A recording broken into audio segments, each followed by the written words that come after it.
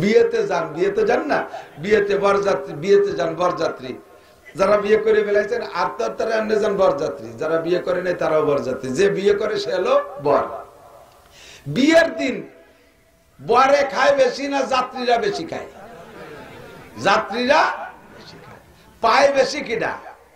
বরে পায় বেশি। আপনাকে দেয় ছোট ছোট তালে, আর ওরে দেয় তবলিগির এত বড় খানসা ভরিয়ে। আজ তো ছাগল একটা উঠাইতেছে, কাইতে জিব্বে কামলা দিয়ে শুয়ে দিয়েছে, শাহরির মাথা সিং শুদ্ধ উঠাইতেছে। এক কচড়ি দিয়ে ভিটে বানাইছে 40 প্রকারের, মরিচির পিঠে, পেঁয়াজের পিঠে, এরপরে এত বড় বড় ডিম। আল্লাহ, এক ডিম পারতে 2 মুরগি লাগে। একটু আনতে জোগাড় গা দিয়ে দেশে ওরে জম্বে দিয়ে দকিতা খায়। ওটা খায় না, রুমাইল মুখি দিয়ে তলে একটু দেয়, তাও লজ্জায় তা বাইয়ে বিয়ে পড়িয়ে যায়। আর ওর সামনে যা দেশে আসাইলে বাসাইলে এরা সগুনির মতো কারিয়ে খেয়ে বেলায় দেয়, ঠিক না? পায় বেশি খায় কম। যাত্রীরা পায় কম, খায় বেশি। তো শ্বশুর শাউরি, শ্বশুর তো ঘুরে ঘুরে দেখতেছে, শাউরিও বেড়ার ফাঁক দিয়ে দেয়, আমার জামাই খাইনি কি, তা দেয় না তেমন খাইনি। আর ওদিন ওর খাওয়ারও শখ নাই, ওর তো নজর হলো অন্যদিক রয়েছে, যে আল্লাহ ভাবি দেয় যে ননদ না দেয়। দিয়ে গেলাম তো ভালো মেয়ে, সেটা কি ভাবি না ননদ, তার ঠিক এই টেনশনে ওর নজর রয়েছে ঘরের ভিতরে। আল্লাহ একবার। তো দিন বিয়ে শাদী হয়ে সবাই খাইয়ে দিয়ে চলে গেছে। শাউরি জানে যে আমার জামাই খাইতে পারে না, জামাইয়ের জন্য খাওয়ার আর একটা দিন আছে। ওই দিনটা আমাকে দিককে মেলানি কয় না, মেলানির দিন। সেদিন তো আর এই 500 আসবে না, সাথে গেছে একজন, আসলে 2 জন আসবে। এই 2 জন সহ আর জামাই মেয়ে 2 জনে জম্মের খাবে। শাউরি এক করে শ্বশুরকে বাজারে পাঠাইয়া কল করে নয়লে মুরগি, এরপরে লেসকুড়া, নতুন আঁশ, এইগুলো সব কিনে যে পাখি মুখি চাপাইছে, জম্মের কিনা কিনছে। শুধু জামাই মেয়ে খাবে, আর সাথে 2 জন আসলে খাবে। তো খেয়া পার হয়ে জামাই মেয়ে বিলির ভিতর দিয়ে আসবে হেঁটে, তাকায় রয়েছে, আজকে আসে নাই। পরের দিন দেয় যে হ্যাঁ আসতেছে, খেয়া পার হয়েছে, জামাই মেয়েরে দেখা যাচ্ছে। কিন্তু সাথে 10-12 জন মনে করছে এক খেয়ে পার হয়েছে, অন্যদিক যাবে। কিন্তু আসতে আসতে দেয় যে সে দামলা 10টাই ওই বাড়ি ঢুয়ে পড়ছে। জামাইয়ের বন্ধু কইছে, দোস্ত ওদিন আমরা খাতে পারিনি, আমরা আজকে যাবো, তোরা আজকে জম্মের কান খাওয়াবে, ভাত খাও। জ্যৈষ্ঠী মাসের দিন আইছে জামাই মাইয়া, আর সাথে ওই দামলা 10টা নিয়ে আসছে। ওই রাইতে আইসে তো আগে আল্লাং ফালাং যা স্বভাব তাই করতে তালে রয়েছে, আইসেই দাঁড়াইয়া দোয়া ভিজে ফেলাইছে, দাঁড়াইয়ে হানে ভিজেছে, হানে ভিজেছে করিয়ে টরিয়ে। এরপরে শ্বশুর তো কিছুই করতে পারতেছে না, দুঃখের জ্বালায় সহ্য হচ্ছে না। আবার তো জামাইয়ের সাথে আইছে, এখন চিন্তা হচ্ছে যে মিয়া যত আলাং ফালাং করো না কেন, আমার মুরগি দুপুর বেলায় একটাই, আমার জামাই মাইয়ে 2 জনের জন্য একই মুরগি, সাথে ওই যে 2 জন বরাদ্দ ছিল ওরা খাবে। তো এই 10 জন আইসে, এগে মুখ মারবে কি দিয়ে? এগে তো কিছু দিতে হবে। আসার সাথে সাথে শ্বশুর কয়, মেয়ারা খরার মধ্যে দায়িত্ব আছে, জ্যৈষ্ঠী মাসের দিন, তাড়াতাড়ি চুবড়ি আম গাছে ওঠ। চুবড়ি আম গাছে উঠে দিয়েছে, জাকি 40-50টা পড়ছে। কাঠ 2 প্রকারের কাঠ, নুন দিয়ে, মরিচ দিয়ে, লবণ দিয়ে, বলন দিয়ে মাখা 1 ডিশ, আর ওই তালগুড় দিয়ে মাখা 1 ডিশ। এই তালগুড় দিয়ে আর ওই লবণ মরিচ বলন দিয়ে মাখাই দিয়েছে। ওরা পাইয়ে খায়, হাঁসের মতো গিলতেছে। আর কয় যে তা ওইসব কি কবিরাজ নাকি, বুঝলো কি এখানে গরম কাটে, খাও মিয়া খাও। আর ওই সময় মিঠে, কাঁচা মিঠে গাছ আছে না, হরির একটা পাড়িয়া একটু চিক করে সামান্য একটু চিনি দেও না, জামাই মেয়েরে দেশে ওকে ইশারা দেশে, কম খায়, বেশি খাইস না, ওইগুলোরে সব করে নিয়ে আগে বসছে যে এখনো পুরো পেট ভরে না। ছাতু ছিল না ঘরে, ছাতু গরমকালে ছাতু খালি পারা কিন্তু গরম কাটে। এই ছাতু 2 পদের মাহাইছে, সরোবর ওই যে যাও দেশে 1 ডিশ, আর এই আঠা মাহাই দেশে 1 ডিশ তাল গুড় দিয়ে খাওয়া, মানে গরম কেটে যাবে। ওরা পাইয়ে টানছে জোড়া টানা। এরপরে কয় যাও মিয়া গোসল করে আসে, তোমার মায়ের রান্না হয়ে গেছে। পুকুরে নামে কয় তাই সব জাল দেন, মাছ মারি। মাছ মারছে আর মাছ করছে, সাঁতরাইছে, ডুব বইছে, এপাশ ওপাশ করতে করতে ছাতু আর সুপড়ি আমি পেটের মধ্যে ঘুলাইয়ে পেট থেকে পেট ভরিয়ে হুলি উঠছে। কয় তাড়াতাড়ি আসো, টেবিলে খাবার দেওয়া হয়ে গেছে। সেই 1 মুরগি। ওরা এবার টেবিলের পাশে বসে গরুর মতো গ্যাড় করে, আরে তা ওই সব চুপড়ি আমার ছাতু কি মারিয়ে গেছে, কাটি পারলাম না। এখন সালে আর জামাই মেয়ে 2 জনে সেই মুরগি খাইছে, ওরা খালি মুই বসে রয়েছে। তোমাদের মধ্যে সবচেয়ে চালাক ওই ব্যক্তি। কোন ব্যক্তি? যে ব্যক্তি সবচেয়ে বড় ফাঁকিবাজ, পরের জমি দলিল করে নিতে পারে, সেই ব্যক্তি তোমাদের মধ্যে সবচেয়ে বড় চালাক। তাই নাকি? ওটা সবচেয়ে বড় আবাল।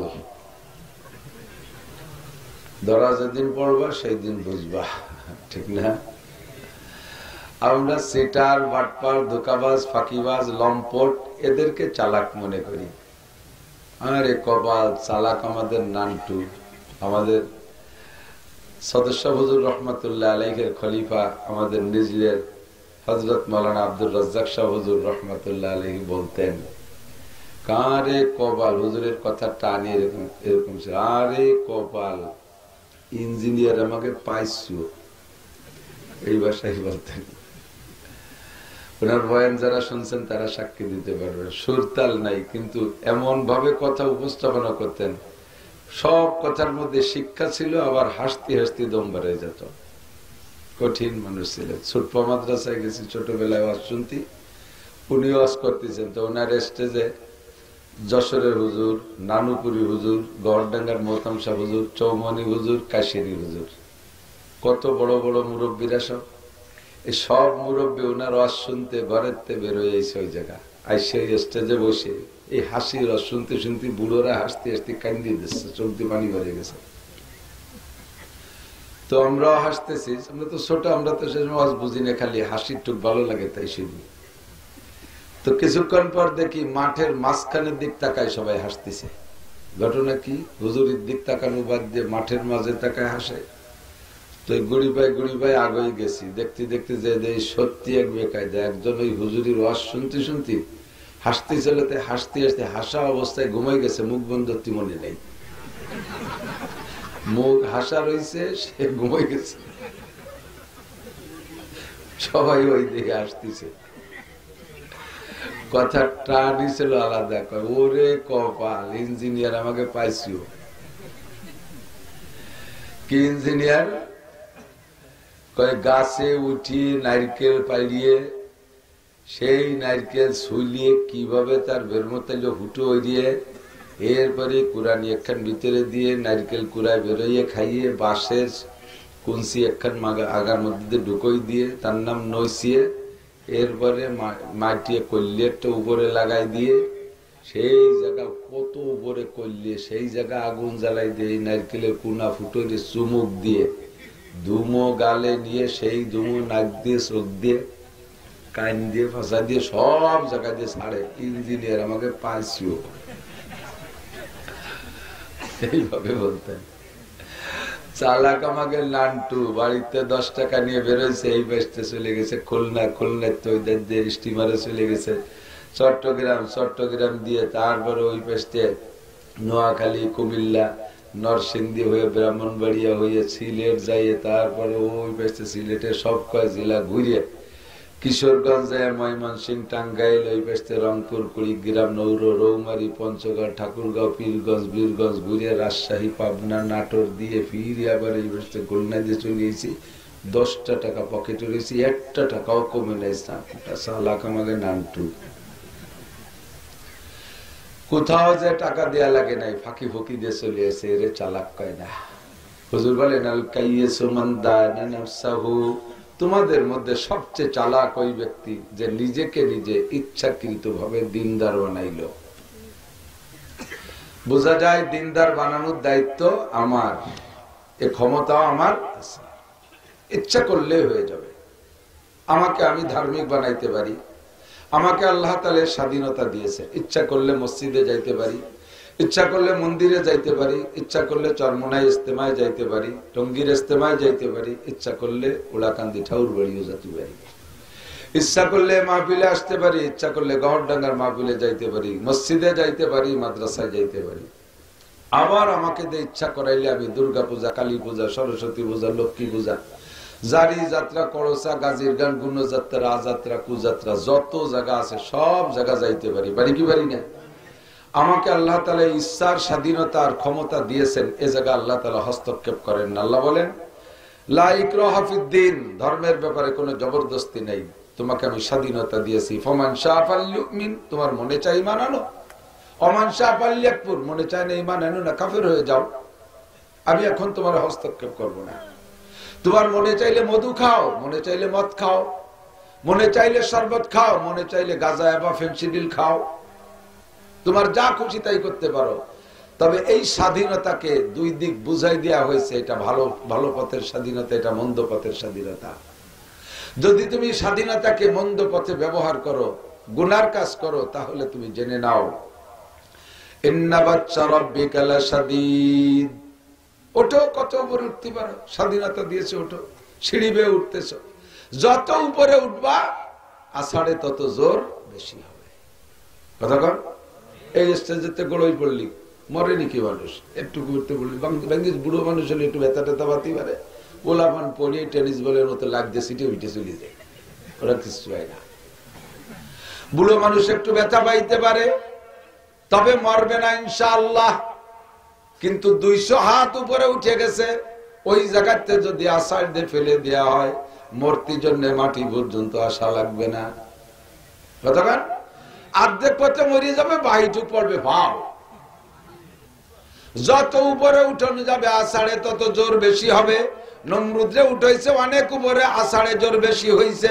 ফিরাউনকে উঠাইছে অনেক উপরে, উঠে গেছে অনেক উপরে, তাকে আল্লাহ তাআলা সেভাবে সাগরের মধ্যে ডুবাই মারছে। কারুনকে উঠাইছে আল্লাহ অনেক উপরে, মাটির মধ্যে চুবাইয়া মারছে।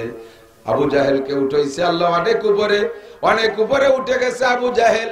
বদর প্রান্তে ছোট্ট 2টা পুলার হাতে বেইজ্জতির সাথে জবাই হয়ে দুনিয়ার থেকে জাহান্নামের সার্টিফিকেট নিয়ে চলে গেছে। আল্লাহ কয় উঠতে থাকো, কত উপরে ওঠো, আমি তোমাকে সুযোগ দিয়েছি, উঠার সময় বাধা দেব না। তবে যুবক তুমি জেনে নাও ইন্না বাচ্চা রাব্বিকা লাশাদীদ, যেদিন তোমার রব যাকে ধরে তার হাত থেকে ছুটতে বড় কঠিন। কতক্ষণ আল্লাহ যদি কেউরে ধরে, আল্লাহর হাত থেকে ছুটতে পারে না।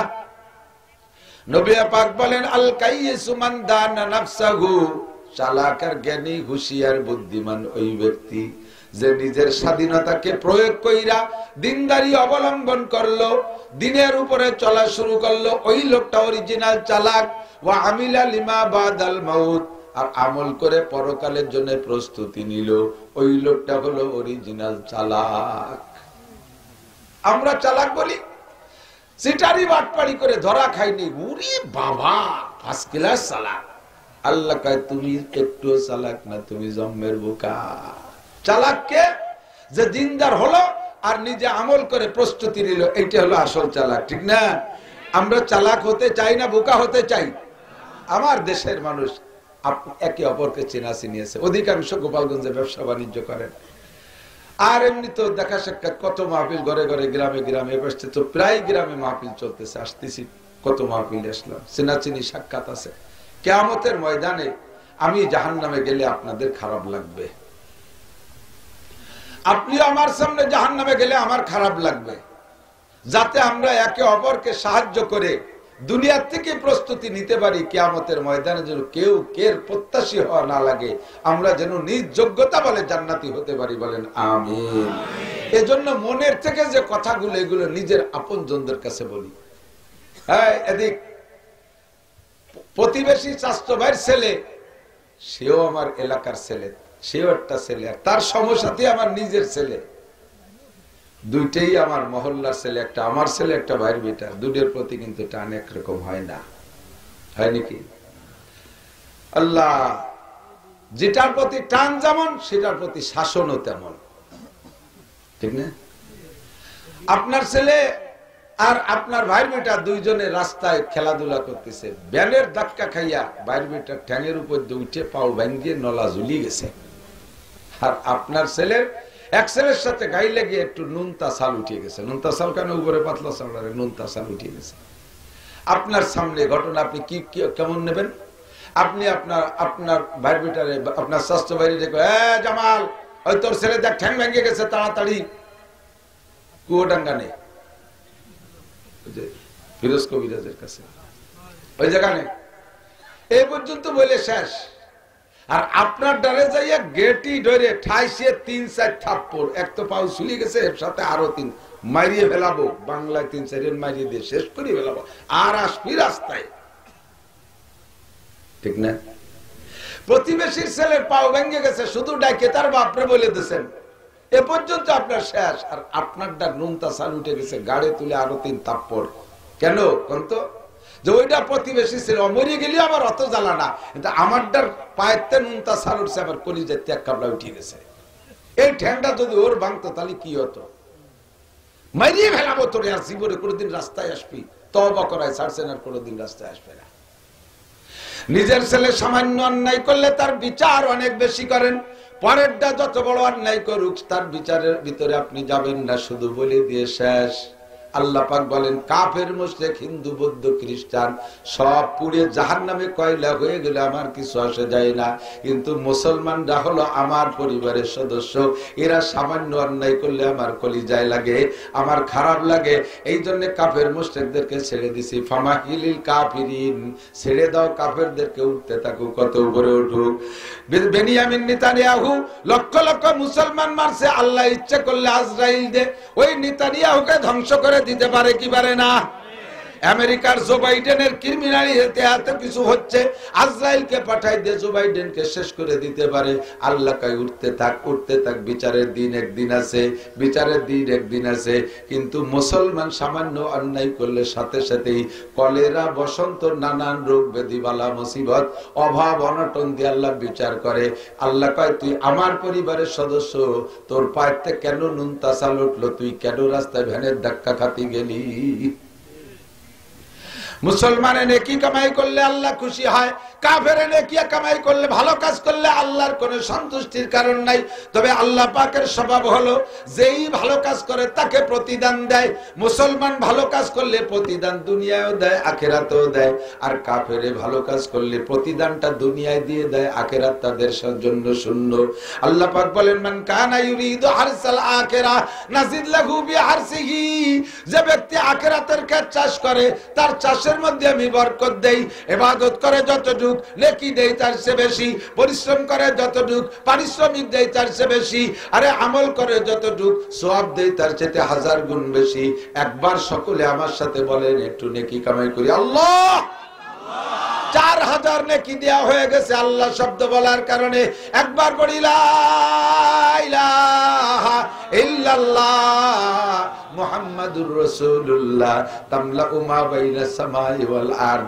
আল্লাহ কাছে যে পড়েছো তার কারণে তার জন্য আসমান জমিনের ফাঁকা জায়গাটা নেকি দ্বারা ভরপুর হয়ে গেছে। 2-4 বার 10 বার একটু নেকি কামাই করি। লা ইলাহা ইল্লাল্লাহ, লা ইলাহা ইল্লাল্লাহ, লা ইলাহা ইল্লাল্লাহ, লা ইলাহা ইল্লাল্লাহ, লা ইলাহা ইল্লাল্লাহ, লা ইলাহা ইল্লাল্লাহ, লা ইলাহা ইল্লাল্লাহ, লা ইলাহা ইল্লাল্লাহ, লা ইলাহা ইল্লাল্লাহ, লা ইলাহা ইল্লাল্লাহ।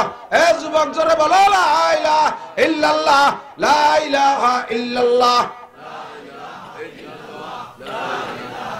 লা ইলাহা ইল্লাল্লাহু মুহাম্মাদুর রাসূলুল্লাহ। জান্নাতের মধ্যে কয়টা গাছ লাগাই কোন সুবহানাল্লাহ, সুবহানাল্লাহ, সুবহানাল্লাহ, সুবহানাল্লাহ, সুবহানাল্লাহ, সুবহানাল্লাহ, সুবহানাল্লাহ, সুবহানাল্লাহ। আলহামদুলিল্লাহ, আলহামদুলিল্লাহ, আলহামদুলিল্লাহ, আলহামদুলিল্লাহ, আলহামদুলিল্লাহ, আলহামদুলিল্লাহ, আলহামদুলিল্লাহ। আল্লাহু আকবার, আল্লাহু আকবার, আল্লাহু আকবার, আল্লাহু আকবার, আল্লাহু আকবার। কি পরিমাণ নেকি পাইছেন যদি চোখে দেখাইতে পারতাম, বুঝাইতে পারতাম। বলেন না সুবহানাল্লাহ। মান কানা ইউরিদু হারসাল আখিরা নাজিদ লাহু ফি হারসিহি। আরে যে ব্যক্তি আখিরাতের ক্ষেত চাষ করে আল্লাহ কয় তার চাষের চাইতে ফসল দেই বেশি, তবে তারে দুনিয়া দেব না তা না, দুনিয়াও সাথে থাকবে। আর আমান কানা ইউরিদু হারসাদ দুনিয়া, যে ব্যক্তি আখিরাতকে বাদ দিয়ে শুধুমাত্র দুনিয়া নিয়ে কামলা কামলি করে আল্লাহ কয় নুতিহি মিনহা, তারে দুনিয়া দেই, দেই না তা না, দুনিয়া চাইছে দুনিয়া তারে দেই, সামান্য একটু দেই, তবে আমালাহু ফিল আখিরাতি মিন নাসিব। আখিরাতে কিচ্ছু পাবা না আখিরাতে। কারণ এ দোস্ত আমার দিক তাকান, নেকি রাখার একটা পাত্র আছে, বস্তা, ধান রাখার জন্য বস্তা, গম রাখার জন্য বস্তা, চাউল রাখার জন্য বস্তা, এগুলো বস্তা রাখতে হয় না? বস্তায় রাখছেন, সবকিছু বস্তার মধ্যে রাখছেন, কিন্তু বস্তাটার যদি তলায় সেলাই না থাকে, বস্তার কান ধরে উচললি কয় কেজি আসবে? 1 ছটাক আসবে না, নিচে যে পড়ে যাবে। ঠিক তেমনি আমল রাখার একটা বস্তা আছে, ওই বস্তার তলায় একটা সেলাই দেয়া লাগে, সেই সেলাইটা দিতে হয় লা ইলাহা ইল্লাল্লাহ মুহাম্মাদুর রাসূলুল্লাহ। ইমানের সুই সুতো যে তলে একটা সেলাই দেয়া লাগে। কাফেরের বস্তা, কাফেরের আমলের বস্তার তলায় সেলাই নাই, ইহুদ নাসারাদের আমলের বস্তার তলায় সেলাই নাই। দান করে নেকির কাজ, খয়রাত করে নেকির কাজ, সত্য কথা নেকির কাজ, লেনদেন ভালো নেকির কাজ, জনসেবা করে নেকির কাজ, এত নেকির কাজ করে বস্তার মধ্যে ঢুকায়, কিন্তু বস্তা যখন কান ধরে টান দেবে, বস্তার তলে ইমানের সুই সুতো সেলাই না থাকার কারণে খালি বস্তা উঠে চলে যাবে। আল্লাহ পাক বলেন যে ভালো কাজ করছো, ওর বিনিময়ে তোমারে দুনিয়ায় দিলাম, দুনিয়ায় দিলাম। আর দুনিয়া সিজনুল মুমিন ওয়া জান্নাতুল কাফির। দুনিয়া হলো মুমিনের জন্য জেলখানা, আর কাফেরের জন্য হলো জান্নাত। মন খারাপের কোনো দরকার নাই। আপনাদের মন খারাপ নাকি? ওরা এত বড় বড় দালা নেবে, তাই নামাজ কালাম কিছু পড়ে না, এক করে ঠ্যাঙের পাও দিয়ে বেলা 9টা পর্যন্ত ঘুমাই থাকে, দাঁতে ঘরা বাঁধাই ওঠে, সবে বরাত সবে কদরে কান্দে না, আল্লাহ তাকে ঢেলি দিয়ে ধরছে। আর এত রাতভর নামাজ কালাম পড়ি, সকালবেলা উঠে সে কিচেন বোয়াতে যা লাগে, কি দিল বুঝে উঠতে পারলাম না। দুঃখের কোনো কারবার নাই। আমার হুজুর হযরত মাওলানা আকেল আলী সাহেব হুজুর রাহমাতুল্লাহ আলাইহি একটা উদাহরণ বলতেন, মাঝে মাঝে বলি আমিও, বিয়েতে যান না, বিয়েতে বরযাত্রী, বিয়েতে যান বরযাত্রী, যারা বিয়ে করে ফেলাইছেন আর তারা এমনি যান বরযাত্রী, যারা বিয়ে করে নাই তারাও বরযাত্রী। যে বিয়ে করে সে হলো বর। বিয়ের দিন বরে খায় বেশি না যাত্রীরা বেশি খায়? যাত্রীরা বেশি খায়। পায় বেশি কিনা? বরে পায় বেশি। আপনাকে দেয় ছোট ছোট তালে, আর ওরে দেয় তবলিগির এত বড় খান সাহ ভরিয়ে। আজ তো ছাগল একটা উঠাইতেছে, কায়তে জিব্বে কামলা দিয়ে শুয়ে দিয়েছে, শাহরির মাথা সিং শুদ্ধ উঠাইতেছে। এক কচড়ি দিয়ে পিঠে বানাইছে 40 প্রকারের, মরিচির পিঠে, পেঁয়াজের পিঠে, এরপরে এত বড় বড় ডিম। আল্লাহ, এক ডিম পাইতে 2 মুরগি লাগে। একটু আনতে জোগাড়ি গা দিয়ে দেশে ওরে জম্বে দিয়ে দকিতা খায়। ওটা খায় না, রুমাইল মুখি দিয়ে তলে একটু দেয়, তাও লজ্জায় তা বাইয়ে বিয়ে পড়ে যায়। আর ওর সামনে যা দেশে আসাইলে বাসাইলেরা শগুনির মতো কাড়িয়ে খেয়ে বেলায় দেয়। ঠিক না? পায় বেশি খায় কম। যাত্রীরা পায় কম, খায় বেশি। তো শ্বশুর শাউরি, শ্বশুর তো ঘুরে ঘুরে দেখতেছে, শাউরিও বেড়ার ভাগ দিয়ে দেয়, আমার জামাই খায়নি কি, তা দেয় না তেমন খাইনি। আর ওদিন ওর খাওয়ারও শখ নাই, ওর তো নজর হলো অন্য দিক রয়েছে, যে আল্লাহ ভাবি দেয় যে ননদ না দেয়।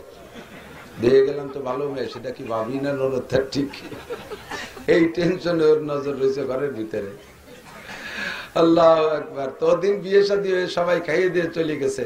শাউরি জানে যে আমার জামাই খাইতে পারে না, জামাইয়ের জন্য খাওয়ার আর একটা দিন আছে।